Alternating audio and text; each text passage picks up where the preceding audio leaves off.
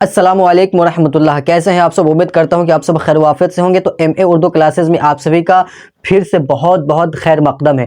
दोस्तों, आज का हमारी क्लास उर्दू लिखना पढ़ना सीखेंगे 16वां क्लास है, और इससे पहले जो 15वां क्लास हुआ था जिसमें हमने ए के बारे में पढ़ा, तो इसमें हम ए के बारे में पढ़ेंगे, शुरू में, बीच में, आखिर में। आए तो हम कैसे लिखेंगे, पहली शक्ल, दूसरी शक्ल, इन तमाम को हम इसमें क्लियर करेंगे। और आप रेगुलर देख रहे हैं, पहली शक्ल, दूसरी शक्ल, इससे बहुत आसानी हो रही होगी समझने में। उम्मीद है कि बिल्कुल आसानी के साथ पूरे क्लास जो है ये मात्रा वाले आपको अच्छे से समझ में आ रहा होगा। ठीक है, और इस तरफ जो आप देख रहे हैं इसमें वो सारे अल्फाज लिखे हुए हैं जिसको मैंने पिछले वाले क्लास में मैंने नहीं लिखा था। ये टास्क के तौर पर मैंने आपको दिया था कि आप इसको हल करेंगे, और उम्मीद है कि आप जरूर हल किए होंगे। अगर हल किए हैं तो आप मिला लें कि आपने सही लिखा, नहीं लिखा है, कि किस तरीके से लिखा जाता है। तो ये चीज़ यहाँ पे हो गई। दूसरी बात ये कि इस बार पिछले वाले क्लास में एक भाई साहब ने हमें कमेंट में बताया कि बड़ी ई और ए में जो है कंफ्यूजन हो गया है कि हम कैसे समझेंगे कि बड़ी ई है कि ए है। वो पढ़ने में, जैसे उन्होंने एग्जाम्पल के तौर पे हमें लिखा था कि अगर ये अमीर है, ये अमीर लिखा हुआ है, तो हम इसको अमीर पढ़ें कि अमेर अमेर पढ़ेंगे, है ना। क्योंकि ये जो बड़ी ई वाला, बड़ी ई में, उसमें भी हम ये इसके नीचे जेर लगाते हैं, और ये वाला था इसमें भी हम जेर ही लगाए थे। सेम इसी तरीके से लिखा गया था। तो इसको मैं थोड़ा सा क्लियर करूं। बाकी ये चीज़ जो है ना, हम जितनी ज़्यादा उर्दू पढ़ेंगे उससे समझ में आएगा, और उसके बाद फिर लफ्ज़ के बारे में हमें जितनी जानकारी होगी उससे। दूसरी बात ये कि उर्दू में ज़बर ज़ेर पेश वगैरह बहुत कम आपको देखने को मिलेंगे।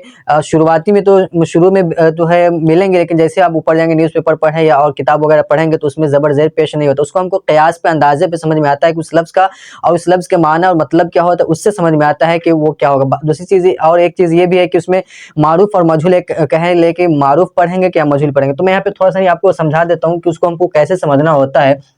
जैसे देखें, एक लफ्ज़ आता है गरीब, एक लफ्ज़ है गरीब, तो गरीब में बड़ी ई की मात्रा है ना। तो गरीब जो हम लिखते हैं हिंदी में इस तरीके से गरीब लिखते हैं। ठीक है, तो गरीब जो इस तरीके से, तो इसकी उर्दू किस तरीके से आएगी, तो गरीब। ठीक है, सेम चीज़ वही है ना, गरीब हमने लिख दिया, तो ये गरीब, ये गरीब नहीं हो सकता, गरीब गरीब नहीं पढ़ेंगे इसको ना, गरीब ही होता है, गरीब नहीं। इसी तरीके से एक और आएगा। अब दूसरे में जो ए की मात्रा की हमने बात की थी, तो ए की मात्रा के लिए अगर आप लेंगे तो ये है अजमेर। ठीक है, हमने लिखा अजमेर। अब देखिए यहाँ पे भी जेर है और ये है। अब यही चीज़ भाई साहब को थोड़ी सी समझने में दिक्कत हुई थी, तो वो चीज़ आप इंशाल्लाह अब समझ में आ जाएगी बात, कि लफ्ज़ जैसा होगा उसी हिसाब से हम पढ़ेंगे, और फिर जितना ज़्यादा हम पढ़ेंगे उर्दू, उससे लफ्ज़ के बारे में हमें जितनी जानकारी होगी उस हिसाब से फिर उस चीज़ को हम समझ पाएंगे। ठीक है, तो ये प्रैक्टिस के ऊपर ये बात जो है खुल के सामने आएगी कि क्या होगा।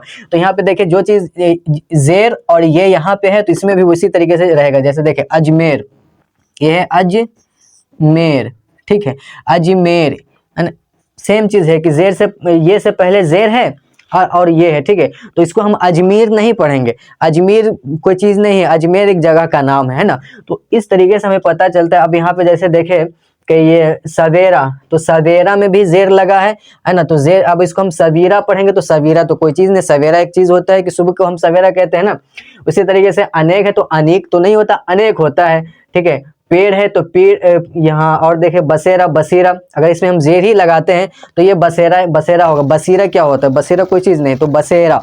ठीक है, तो हम जितना ज़्यादा उर्दू पढ़ेंगे और लफ्ज़ के बारे में हमें जानकारी होगी, डिक्शनरी देखेंगे, जो लफ्ज़ ना समझ में आए कि इसका माना क्या होता है, इसको क्या कैसे पढ़ा जाता है, तो डिक्शनरी उसके लिए हेल्पफुल है, डिक्शनरी देखना चाहिए, है ना। तो उम्मीद है कि ये चीज़ आपको समझ में आ गई। इसके लिए और कोई दूसरा तरीका मेरे ख्याल से नहीं है समझने के लिए। अगर आप में से किसी के पास हो तो आप ज़रूर कमेंट में बताएं।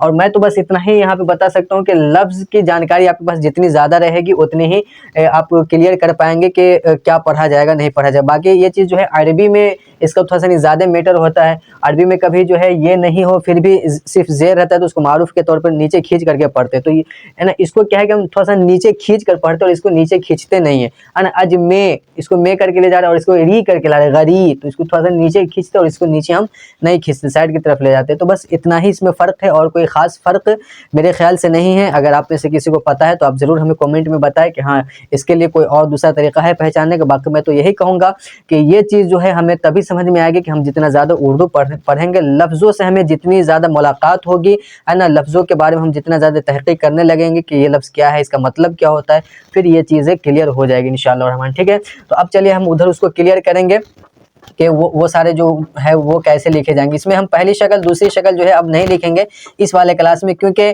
ये एक ही चीज़ को हमको फ़र्क करना है। इससे पहले वाले क्लास में क्या था कि हम नीचे ज़ेर लगा रहे थे तो सवेरा हो जा रहा था, ठीक है। अब ऊपर लगाएंगे हम ज़बर को, इस ज़ेर को हम ज़बर में कन्वर्ट करेंगे, बस ये ए बन जाएगा। हम ए ज़ेर डाल रहे थे तो ये ए बन रहा था, और ज़बर डालेंगे तो वो ए बन जाएगा, ठीक है। तो चलिए यहाँ पे अगर मैं लिख ही दूँ तो ये है ना, ये इसको कह दे कि पहली शक्ल, और ये है इसकी दूसरी शक्ल, ठीक है। तो इसके लिए उर्दू ये है कि इसके ऊपर हम ज़बर डाल देंगे, और ये दूसरी शक्ल में भी उसके ऊपर में ज़बर पड़ेगा। इससे पहले वाले क्लास में क्या था कि ज़ेर पढ़ रहा था, है ना, और इसमें ज़बर पड़ेगा। तो तेज़ी से, उम्मीद शायद ये क्लास थोड़ा सा लंबा हो रहा है तो दिक्कत ना माने, और पूरे क्लास को देखें, इंशाल्लाह बात समझ में आ जाएगी। अब देखिए ये ऐसा लिखना है, तो आप क्या करना है, जैसे और क्लास में हम करते आए हैं हमेशा से कि जो असल पहले लफ्ज़ है, हर्फ है, उसको हम देखेंगे, पहला अक्षर क्या है उसको हमको देखना है, उसके बाद उसके मात्रा को हम देखेंगे, ठीक है। तो यहाँ पे क्या है, सबसे पहले ए है, तो सबसे पहले जो चीज़ यहाँ असल शक्ल है तो पूरे के पूरे हम यहाँ पे उतार देंगे, ठीक है। ये पूरा उतारा। उसके बाद फिर क्या है, सा है तो सा की उर्दू आती है सीन, ठीक है। उसके बाद आकार की मात्रा, तो आकार की जगह पे अलिफ। अब सबको एक साथ करेंगे तो आपको तरीका इससे पहले वाले क्लास में पता हो गया है कि इसको आधा जब हम बीच में, शुरू में या बीच में इस्तेमाल करते हैं तो इस तरीके से कट लगा करके इस्तेमाल करते हैं, ठीक है। और इसको हम इतना पर इस्तेमाल करते हैं, और ये ज़बर इसमें लगता है, ठीक है। तो अब क्या करना है, यहाँ पे देखिए एक साथ जोड़ेंगे तो इसको हम इतना काट लेंगे, यहाँ से ये इतना लाया, आय बन गया, ऊपर ज़बर डाल दिए, ये बन गया आय। उसके बाद इसमें सीन को ऐड करेंगे, सीन, और उसके बाद इसमें अलिफ को लगा देंगे, ये हमारा लिखा गया ऐसा, ठीक है। उसके बाद है ऐब। ऐब है, अब यहाँ पे थोड़ा सा अलग होगा। वो क्या अलग होगा कि उर्दू में तो ये हिंदी में क्या है कि सिर्फ अ आता है, एक ही है अ, लेकिन उर्दू में अ की आवाज़ देने के लिए दो हर्फ, एक आयन है और एक अलिफ है, ठीक है। तो ये भी इसके, ये चीज़ को हम कैसे पहचानेंगे, इसके लिए मैंने मुकम्मल एक क्लास पढ़ाया है कि कहाँ पे अलिफ होगा, कहाँ पे आयन होगा, है ना। और एक चीज़ और अक्सर बताता हूँ कि हिंदी में एक लफ्ज़ एक हर्फ है, लेकिन उर्दू में उसी के कई सारे हुरूफ आते हैं। तो ये सब समझने के लिए क्लास मेरा इस पर मौजूद है, उसको आप ज़रूर देख लें, तो वहाँ से बात समझ में आ जाएगी। तो यहाँ पे जो आय है, ये वाला आय, ये अलिफ से नहीं होगा, ये आयन से लिखा जाएगा, ठीक है। तो इससे पहले जो अभी हम यहाँ पे बताए हैं कि ये अजमेर और अमीर लिख करके, ये गरीब लिख करके, तो इसमें ये चीज़ भी तभी पता चलेगी हम जितना ज़्यादा उर्दू पढ़ेंगे। और ये चीज़ भी कि अलिफ से कौन सा लफ्ज़ जो है अलिफ से शुरू होगा, अलिफ आएगा कि आयन आएगा कि जे आएगा कि जो आएगा, तो ये हम जितना ज़्यादा लफ्ज़ पे फोकस करेंगे, किताबों को पढ़ेंगे और उसमें ध्यान दे करके पढ़ेंगे कि कौन सा लफ्ज़ किस हर्फ से लिखा गया है, तब जाकर के वो चीज़ समझ में आएगी और उसको याद रखना पड़ता है, ठीक है। तो यहाँ पे जो है ये यहाँ पे आयन का इस्तेमाल होगा, ठीक है। आयन का हम इस्तेमाल करेंगे, वो कैसे, ये देखिए ये हो गया आयन। और उसके बाद फिर क्या है, अब यहाँ पे इसका जो मात्रा है ना, इसको हम यहाँ अलग से लिखेंगे इसमें, ठीक है। तो यहाँ पे हम ये लगाएंगे, ये, और जो है इस पे जो है ज़बर, ठीक है ना, ज़बर। अब क्या करेंगे, उसके बाद कौन सा हर्फ है, तो बा, तो बा की उर्दू आती है बे, ठीक है। अब सबको जोड़ेंगे तो किस तरह से जोड़ाएगा, ये आयन को हम आधा काटेंगे यहाँ से, और ये जो ज़बर है इस पे डालेंगे, और इस ये को इतना काट के लाएंगे और ये लगाएंगे, आय हो गया, और इसमें बे को जोड़ देंगे, ये हमारा लिखा गया आयब, ठीक है। इसी तरीके से एक और भी लफ्ज़ होगा, तो ये आयन होगा कि अलिफ होगा, क्या होगा, तो हम जितना ज़्यादा उर्दू पढ़ते चलेंगे उससे ये चीज़ें हमारे सामने समझ में आती रहेगी, ठीक। उसके बाद है ऐनक, ठीक है, ऐनक। तो ऐनक क्या है, अब जैसे इसमें भी आयन से हम लिखे ना, तो ये इसको पढ़ने का भी थोड़ा सा अलग अंदाज होता है, आयब, आयब। और ये अ जो है डायरेक्ट सामने से निकलता है, अलिफ जो है, अलिफ की आवाज़ जो है सामने से निकलती है, और आयन की आवाज़ जो है हलक से निकालना पड़ता है, ये अंदर से आयन आता है ना, तो आयन बोलते हैं उसको। तो ये हो गया आयब, ठीक है। अब आगे हमारा है ऐनक। तो ऐनक कैसे लिखेंगे, तो यहाँ पे अलिफ इस्तेमाल होगा, तो पूरा का पूरा जो है पहली शक्ल वो उतार देंगे, ये हो गया ए। उसके बाद फिर क्या है, ना, तो ना की उर्दू आती है नून। उसके बाद है क, तो क की उर्दू आती है काफ, ठीक है। अब सबको एक साथ करेंगे, ये हो गया, इतना काट कर इसमें ले आए, आय बन गया ये। उसके बाद इसमें ना को लगाया, उसके बाद फिर काफ को इसमें लगा दी, ये हमारा लिखा गया ऐनक। इसमें इस क्लास में कुछ ज़्यादा नहीं है, जो लोग इससे पहले वाले क्लास में, ये 16 क्लास है, 16वां है, तो 15वां क्लास जो लोग देखे होंगे उनको ये बिल्कुल आसानी से बात समझ में आएगी। यहाँ पे हम सिर्फ क्या करेंगे, उस क्लास में हम नीचे जो ये वाला जो ज़बर है ना, इसको हम नीचे इस्तेमाल करते थे, अब इस क्लास में ऊपर इस्तेमाल करें। बस थोड़ी सी तब्दीली आई है कि जिस चीज़ को हम नीचे लिखते थे उसको हम ऊपर लिखेंगे। जैसे यहाँ पे देखें है ना, यहाँ ये चीज़ जो नीचे हम इस्तेमाल किए थे इसको हमको अब ऊपर इस्तेमाल करना है और कुछ नहीं करना है, और इसमें कोई तब्दीली नहीं करनी है। अभी आप जब पूरा देखेंगे तो बात समझ में आ जाएगी। आगे क्या है, मैदान। अब यहाँ से क्या था कि पहली शक्ल थी, अब यह दूसरी शक्ल शुरू हो रही है। तो दूसरी शक्ल को देखिए, बीच में पहले है दूसरी शक्ल पहले, फिर बीच में, फिर आखिर में। तो कैसे लिखेंगे? तो सबसे पहले कौन सा हर्फ है? तो म है, तो म की उर्दू आती है मीम, एंड उसके बाद है ए का यहाँ पे मात्रा आ गया। तो अब मात्रा पे हम क्या करेंगे, सबसे पहले जबर दे देंगे, जबर ऊपर। याद होगा जो लोग इससे पहले क्लास देखेंगे उसमें इस जगह पे हम क्या करते थे, जेर लिखते थे। अब यहाँ पे हम जबर करें, यानी इस लकड़ी के नीचे लिखते थे जिस चीज को, उसको हम लकड़ी के ऊपर डाल देंगे और कुछ तब्दील नहीं करेंगे। उसके बाद फिर ये, ठीक है। उसके बाद फिर क्या है, द। तो द की उर्दू आती है दाल। उसके बाद है आकार, तो आकार की जगह पे अलिफ। और उसके बाद है न, तो न की जगह पे नून, न की उर्दू आती है नून। अब सबको जोड़ना है, तो कैसे जोड़ेंगे? अब देखिए, मीम है तो मीम को आधा काटेंगे और यहाँ लाएंगे, ये बन गया म, और इस जबर को मीम पे डाल दिया और इस वाले ये की जगह हम ये लगा दिए, ठीक है। ये बन गया हमारा मैं बन गया। उसके बाद दाल है, तो दाल को इसमें हम यूं लगा दिए, दाल, ठीक है, दाल लग गया। और उसके बाद फिर अलिफ है, अलिफ, और उसके बाद नून। ये हमारा लिखा गया मैदान। फ्रेश में देखिए मैदान, ये मैदान हो गया, ठीक है, मैदान लिखा गया। इसके बाद है हैरान। हैरान, अब एक चीज ये भी है कि बोलने से पता चल जाता है कि वो कौन सा हर्फ है। तलफ़ुज़ सही होनी चाहिए। तलफ़ुज़ अगर हम सही करेंगे तो उर्दू लिखने में बहुत कम मुश्किल का सामना हमें करना पड़ेगा। लेकिन बहुत सारे लोग जो नॉर्मल ऐसे हैं जिनको तलफ़ुज़ के बारे में जानकारी नहीं है, तो वो अगर कोई लफ्ज़ बोलते हैं तो फिर वो हमें खुद पकड़ना पड़ता है कि वो असल में क्या होगा। जैसे हैरान, तो मैं बोल रहा हूँ हैरान, कोई होगा हैरान बोलेगा, है ना, हैरान बोलेगा। तो हैरान पे वो जो लिखने वाला है उसको पता होना चाहिए कि ये हैरान जो है वो इस हे से होगा कि इस हे से होगा, किससे सही होगा। कोई जिसको उर्दू से उतनी अच्छी नहीं आती होगी तो वो क्या करेंगे कि इससे लिख देंगे, यानी इस वाले हे से लिखेंगे, लेकिन ये है। और यहाँ पे जो आप देख रहे हैं सुहेल, तो सुहेल में हो सकता है कोई सुहेल जो है इस वाले हे से होता है, लेकिन वो इससे लिख दे, कोई सुहेल बोल दे। बोलने वाले के ऊपर, जो लोग उर्दू या जिसको तलफ़ुज़ सही नहीं होती है कुछ का कुछ बोलते हैं, तो जो लोग जिसको उर्दू आती है उस चीज़ को समझ जाते हैं कि कौन सा लफ्ज़ हमको कैसे लिखना है, कौन सा हर्फ है, ठीक है। तो ये कैसे पता चलता है कि हम किताबें पढ़ेंगे तो किताबों में जो है लफ्ज़ रहता है ना, तो उस पर हमको फोकस करते चलना है कि कौन सा लफ्ज़ में कौन सा हर्फ इस्तेमाल हुआ है, ठीक है। आगे देखिए, हैरान है तो हैरान में ह है, तो ह की उर्दू आती है ये वाली है, ठीक है। यहाँ पे नुक्ता डाल दीजिए। उसके बाद फिर क्या है, तो लकीर के ऊपर हम ज़बर डाल देंगे। उसके बाद फिर सेम चीज़ करेंगे, कुछ तब्दील नहीं करेंगे। उसके बाद र है तो र की उर्दू रे। और उसके बाद अलिफ है तो अलिफ की जगह आकार की मात्रा तो अलिफ। उसके बाद फिर न है तो न की जगह पे नून, ठीक है। अब सबको जोड़ना है को यहाँ से इतना काट के लाएंगे, ये बन गया, ये हम लिया है और ज़बर को इस पर डाल दिया, और इस वाले ये को इतना काटेंगे और इसमें डाल देंगे। ये लिखा गया हमारा है हो गया। इसमें रे को ऐड करेंगे, ये रे बन गया, हैरा, अलिफ को डाल दे तो हैरा बन गया, और नून, ये हमारा लिखा गया हैरान, है ना, ठीक है। अब है जुनैद। जुनैद कैसे लिखना है? अब ये मात्रा जो था पहले था, अब बीच में आ गया, तो कैसे लिखना है देख ले। अब इसके बारे में हमको बताना नहीं पड़ना चाहिए, क्योंकि ये चीज़ जो है हम पहले ही बता चुके हैं, पढ़ा चुके हैं कि ये छोटी ऊ का मात्रा है, तो इसको हमको कैसे लिखना है। तो सबसे पहले हमको क्या करना है, ये इसमें कौन सा हर्फ है पहले उसको देखना है। तो ज है तो ज की उर्दू जीम। उसके बाद छोटी ऊ की मात्रा तो पेश, सिर्फ पेश, और बड़ी ऊ हो तो वाव के साथ हम इस्तेमाल करते हैं, ठीक है। तो जो लोग छोटी ऊ की मात्रा वाले क्लास नहीं देखे वो देख लें जाकर के। तो ये पेश हो गया। उसके बाद फिर क्या है, ना, तो ना की उर्दू नून। उसके बाद फिर क्या है, आयकार की मात्रा, तो लकड़ी के ऊपर ज़बर डाला, सेम चीज़, कुछ तब्दील नहीं करेंगे, एकदम जो ऊपर है उसको नीचे हम उतार देंगे। उसके बाद द है तो द की उर्दू दाल, ठीक है। अब क्या करना है, यहाँ पे थोड़ा सा आगे बढ़ा के लिख देता हूँ। जुनैद अब करना है, तो जीम को आधा कट करेंगे, तो ये बन गया ज। इसके ये पेश को इस पे डाल दे, बन गया जू। ना को इसमें ऐड करेंगे आधा काट करके, इतना काट करके ना, तो ना हो गया। इसके फिर इसके ऊपर ज़बर डाल दे ये वाला, और इसमें ये को ये डाल देंगे, ये हमारा लिखा गया जुनै, और इस दाल को जो है आखिर में ऐड कर देंगे, ये लिखा गया हमारा जुनैद, ठीक है।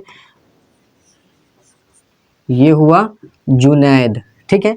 इस तरीके से। यहाँ जबर जेर पेश है, लेकिन जब किताब में आप देखेंगे तो जुनैद इस तरीके से लिखा हुआ होगा, जो कि असल में है इसी तरीके से जुनैद।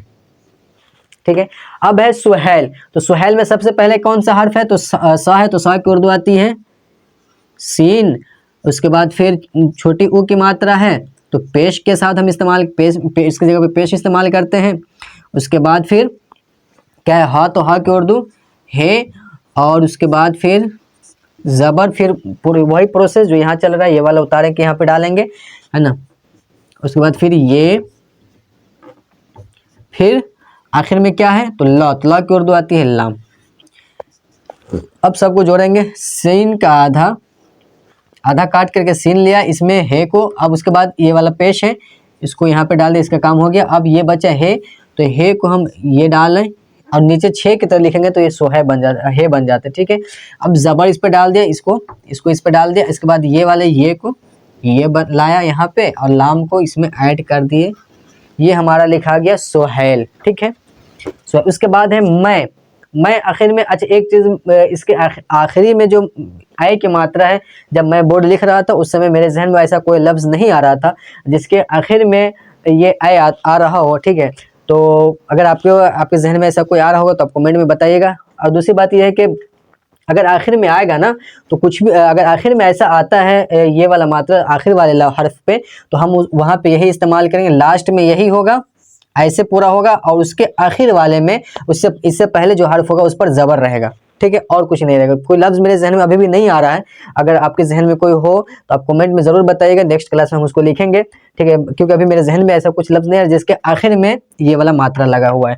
लेकिन अगर कोई ऐसा लफ्ज़ है तो उसके आखिर में इस तरीके से आएगा और उसके ऊपर वाले पे ज़बर रहेगा। ठीक है, लास्ट में यहाँ पे एक लफ्ज़ है मैं, तो मैं को लिखता हूँ कैसे? तो पहले सबसे पहले माँ है, तो माँ की उर्दू आ गई मीम।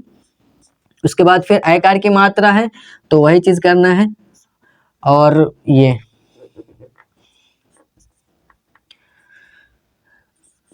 सॉरी ये, और उसके बाद आखिर में आपको यहाँ पे दिख रहा होगा अनुस्वार, इसको बोलते हैं ना हिंदी में अनुस्वार, तो इसके जगह पे हमको ये नुगुन्ना इस्तेमाल करेंगे। ठीक है, नुगुन्ना। ये आखिर में अगर इसके बाद कोई लफ्ज़ होता, कोई हर्फ इसमें लगा होता, ठीक है, तो वहाँ पे हम इसको पूरा नून इस्तेमाल करते, लेकिन आखिर में इसके बाद कोई हर्फ नहीं है तो ये नुगुन्ना इस्तेमाल होगा। यानी नून, जैसे हम नून लिखते हैं ना ये, तो इसको पूरा नून बोलते हैं, और इससे नुक्ता हटा देंगे तो इसको क्या बोला जाता है? नो गुन्ना। ये क्या है? नून गुन्ना इसको बोला जाता है। तो अब इसको हम कैसे पढ़ते? जैसे मैं, है ना, मैंने नहीं कहते इसको, मैंने नहीं कहेंगे, मैं। ठीक है, तो अब इसको हम कैसे लिखेंगे वो देखें। माँ है, तो माँ को आधा काट के यहाँ लाया और इसके ऊपर ज़बर डाल दी, इस ये को ये लगा दी और इस नुगुन्ना को यहाँ पे डाल देंगे, ये हमारा लिखा जाएगा मैं। ठीक है, और जैसे हाँ, एक अगर इसके बारे में ये करना, तो मैन जो होता है ना, मैन तो ऐसी होता है ना, मैन, ये है मैन, तो ये कैसे लिखा है? बस इसमें कुछ नहीं करना, सेम चीज़ यही रहेगी। आखिर वाले में जो हम ये करेंगे, इसमें नुक्ता डाल देंगे, तो ये हमारा लिखाएगा मैन, है ना, मैन, और कुछ नहीं। तो अगर आखिर में इस तरीके से पूरा नून है तो पूरा नून आएगा, नहीं है और नुक्ता ये अनुस्वार है तो हम वहाँ पे नून गुना इस्तेमाल करेंगे, यानी नून की तरह बनाएंगे और उसमें नुक्ता नहीं डालेंगे। ठीक है, तो ये सारे अल्फाज जो थे जो मैंने लिख दिए ये ए के बारे में, उम्मीद है कि आपको समझ में आ गया होगा। कहीं पे कोई डाउट है तो आप हमें ज़रूर बताएं, इंशाल्लाह रहमान क्लियर करने की हम कोशिश करेंगे। बाकी एक भाई साहब को जो कि डाउट हुआ था उसको मैंने क्लियर करने की जहाँ तक हो सका मैंने कोशिश की है।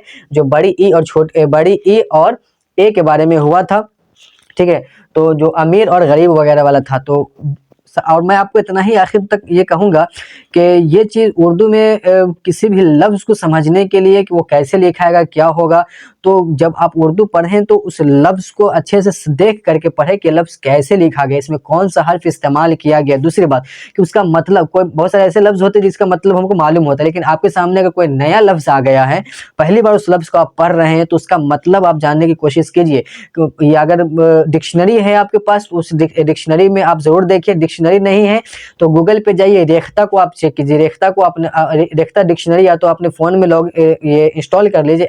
ये इसका ऐप भी आता है, या फिर ऐप नहीं रखना है तो डायरेक्ट गूगल पे जाकर के आप रेख्ता लिखिएगा।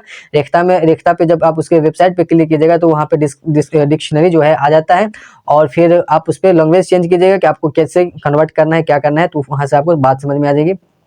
वहाँ पे माना आपको बता देगा, जो जिस लफ्ज़ का आपको माना नहीं समझ में आया है उसको वहाँ पे आप लिखिएगा तो वो माना आपको दे देगा। उसको कैसे पढ़ना है ना, वो मुज़क्कर है, मुअन्नस है, क्या है, यानी उस लफ्ज़ का पूरा डिटेल्स जो है आपको रेख्ता बता देगा। तो जो लफ्ज़ आपके सामने नया आए, जिसका माना मतलब नहीं मालूम है, या ये आपको नहीं पता है कि उसको हम पढ़ेंगे कैसे, है ना, उसका तलफ़ुज़ क्या है, तो आप रेख्ता पे चले जाएँ, है ना, वहाँ पे जाकर के उस लफ्ज़ को लिखेंगे तो आपको पढ़ करके भी बताएगा। वहाँ पे हिंदी में भी लिख देगा, इंग्लिश में भी लिख देता है, उसका मतलब भी बता देता है, और उसके अलावा उस तरह के कोई लफ्ज़ और होते हैं वो भी बताता है। साथ में उसको इस्तेमाल करके भी दिखाता है, शेर व अशार वगैरह में इस्तेमाल करके दिखाएगा कि ये लफ्ज़ इस्तेमाल होता है तो किस तरीके से होता है। ठीक है, तो उम्मीद है कि सारी चीज़ें समझ में आ गई है, और थोड़ी सी कोशिश करें, मेहनत करें, है ना, ज़हन लगाए और ध्यान लगा करके पढ़ने की कोशिश करें। और सबसे पहले तो ये कि आप प्रैक्टिस ज़रूर करें। जब तक हम किसी चीज़ को प्रैक्टिस नहीं करेंगे एक दिन में, या यूं ही आप कोई समझे कि आसानी से कोई चीज़ हमें हासिल हो जाए, तो बहुत मुश्किल है ना। तो उर्दू बड़ी प्यारी ज़ुबान है, इस पर थोड़ा सा फोकस करें और प्रैक्टिस में इसको रखें। और यहाँ तक उम्मीद, जहाँ जो लोग मेरे साथ रेगुलर चलते आ रहे हैं ना, यहाँ तक आए होंगे तो उम्मीद है कि उनको अब तक उर्दू पढ़ने आ गई होगी, है ना। तो उर्दू पढ़ने आई है या और लिखने भी आ गई होगी साथ में। यहाँ पे पढ़ना और लिखना, इस तरीके से पढ़ना और लिखना दोनों एक साथ में हो रहा है ना। तो क्या है कि आप किताबें पढ़ने की कोशिश करें और साथ में लिखने की भी कोशिश करें। नकल ज़रूर लिखें, नकल लिखने की कोशिश करें, यानी किताब से देख देख करके छोटे छोटे लफ्ज़ को, छोटे छोटे जुमले को आप देख देख करके लिखने की कोशिश करें। और वो चीज़ नहीं समझ में आ रही कि कैसे उसमें कैसे जोड़ना है, क्या है, तो चीज़ हम यहाँ पे बता ही रहे हैं कि ये सब चीज़ें कैसे, ये जो अलग अलग मैं करके दिखा रहा हूँ, क्यों दिखा रहा हूँ, इसीलिए कि लफ्ज़ तो पूरा टूट जाए, कौन लफ्ज़ कब कटता है, कैसे कटता है, कितना जोड़ता है, इसलिए इस चीज़ को, इसको मैं फॉलो करता हूँ। वरना डायरेक्ट मैं ऐसे, जैसे यहाँ पे डायरेक्ट मैं को मैं लिख दिया, इसके लिए तो इतना पैतरा नहीं बांधे है ना, तो इसको डायरेक्ट मैं लिख दिया, तो इस सब को भी मैं वैसे ही लिख देता, इतना प्लस प्लस करने की क्या ज़रूरत थी। तो वही चीज़ के लिए कि आप खुद से जब नकल वगैरह लिखेंगे तो आप जो है इस लफ्ज़ को जो है काट सकेंगे, लफ्ज़ को तोड़ सकेंगे। तो ये तरीका मैं यहाँ पे बता रहा हूँ, ठीक है। तो यहाँ से ये चीज़, बहुत सारी चीज़ आपको सीखने को मिलेगी। तो नकल ज़रूर लिखा करें, एक पेज ज़रूर किताब देख करके आप कॉपी पे एक पेज ज़रूर रोज़ लिखने की कोशिश कीजिए, और फिर प्रैक्टिस करते रहिए हमेशा रेगुलर। इंशाल्लाह रहमान बहुत जल्द आप सीख जाएंगे। तो आज की क्लास में बस इतना ही। फिर कोई डाउट वगैरह हो तो आप हमसे ज़रूर पूछ सकते हैं, और फिर किसी तरह के कोई क्वेश्चन वगैरह हो तो पूछें। मेरा ये कांटेक्ट करने के ज़रिए सारे मौजूद है डिस्क्रिप्शन में। तो फिर बस आज की क्लास में बस इतना ही। शायद कि वीडियो बहुत लंबी हो गई। फिर मिलते हैं नेक्स्ट वीडियो में, नेक्स्ट क्लास में। आप सब यूँ ही हंसते रहे, मुस्कुराते रहे, खुश रहे, आबाद रहे, सलामत रहे। जब तक के लिए अल्लाह हाफिज़।